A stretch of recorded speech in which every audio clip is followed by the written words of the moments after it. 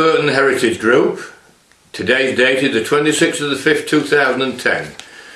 This guy here on my left is Dave Gibb, who was in the Tank Corp in the war, and he worked at on the ramp at Burton Stather. I was just going to ask David to see if he's got any memories of whatever happened at Burton, activities or etc etc, and what date he came. And I was just going to hand it over to you, David, and talk about your army days. Well, my army days at Burton Stather was well looked after by the civilians. Every night you could go to a function at the village hall, dancing, parties, and there was a canteen in there. You could get meals in there at any time of day. We really were well looked after. And my jobs were vehicles, road vehicles to look after at Nomanby Hall, and if they were pushed for mechanics, I used to have to go down to the tank park down to help them out at the sandpit or operations on the river. But I was more mechanical side than the drivers and gunners on the tanks. They were all in the water, well, in the tanks in the water, doing all sorts of operations. Right.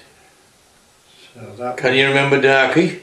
Oh yes, Darky was one of the sergeant in charge of us. Yeah.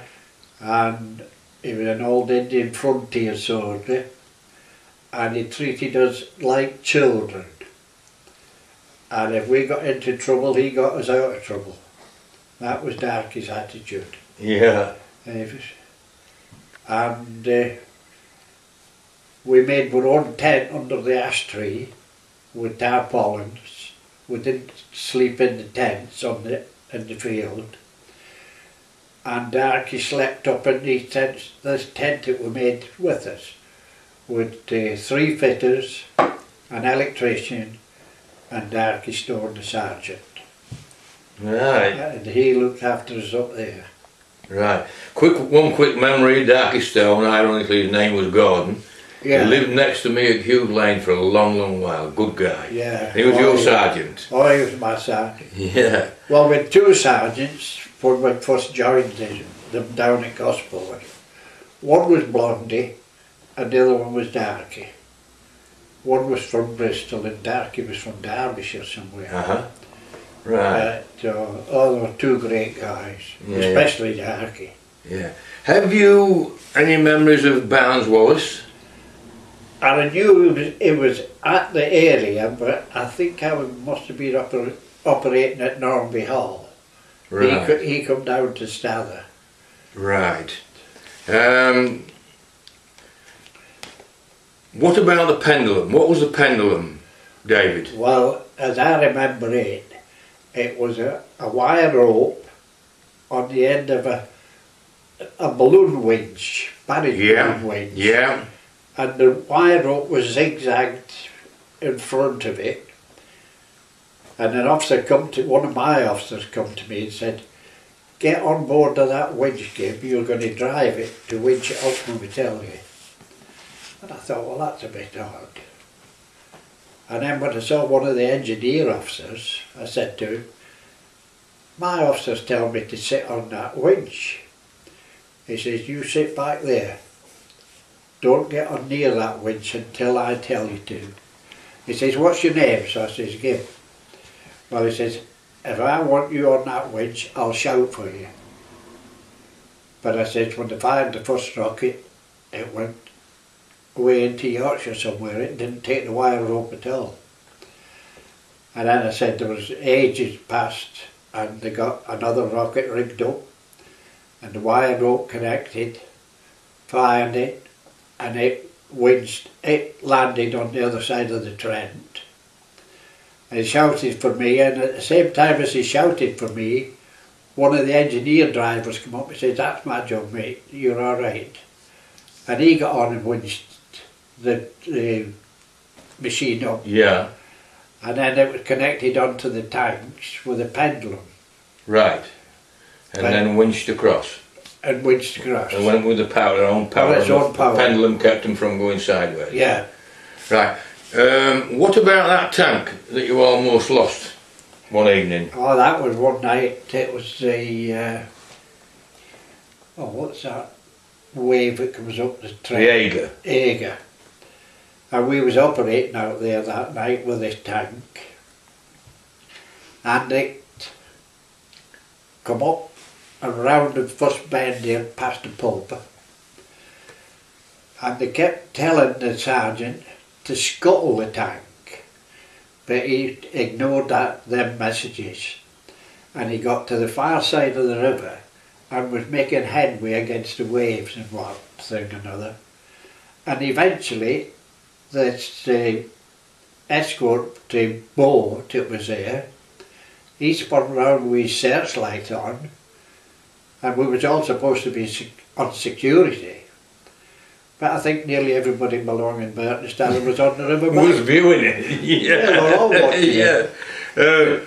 What about the other story about the tanks that got stranded at Garthorpe, David? Well, we got stuck in the mud at that site, and they got out onto the land to that farmer's field, but they couldn't come back in with no ramp in. So they had to get War Office permission to bring them right back the road. Yeah. Yeah. Because on the western side of the Trent, there was a sheer drop when the tide went out about 20 feet. Yeah. Yeah. Oh, it was dangerous at that side. But they were over there for 2-3 days before they got permission to bring them back the road. Yeah. These vehicles. And you'd come over Kidby Bridge and...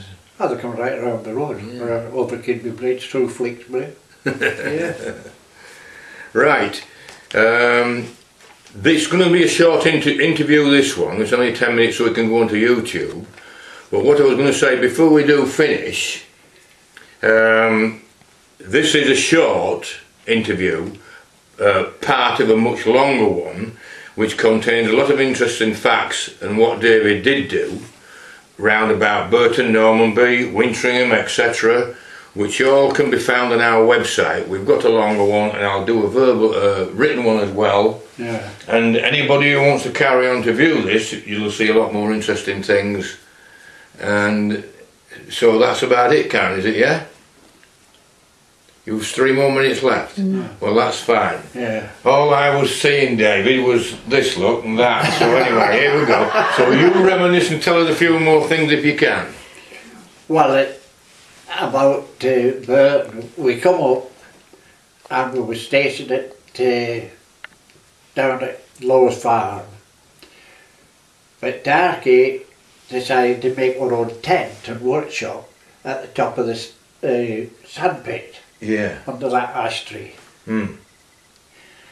And then when that Eiger come up and flooded the compound, we had to all bail out and go to Wintringham, in the camp field. In that campfield. Oh, it was a hell of a camp now. The corrugated iron was on the, like concrete. Yeah. Concrete base. But the ridges were all down the side.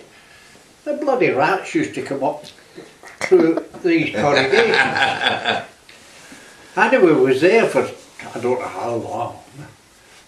And then we got frozen up. We used to go go and fetch water for us. And then the Canadians moved out on Nomanby Hall. So we was frozen out at Wintringham. So we went to live in luxury. But it was only in the servants' quarters. Yeah. It was only in the servants' quarters. Yeah. And the way they protected the steps and the staircase, banisters and all that, they nailed through the wood to protect the other wood and nailed into it. And the same on the steps. Yeah, ruined the wood underneath as well as the one on top. Yeah. But the officers and sergeants, they were all on the other side. Right. Ironically, that campfield at Wintringham, you're on about those, I ferreted that ages. Aye. Yeah? I've ferreted them loads of times.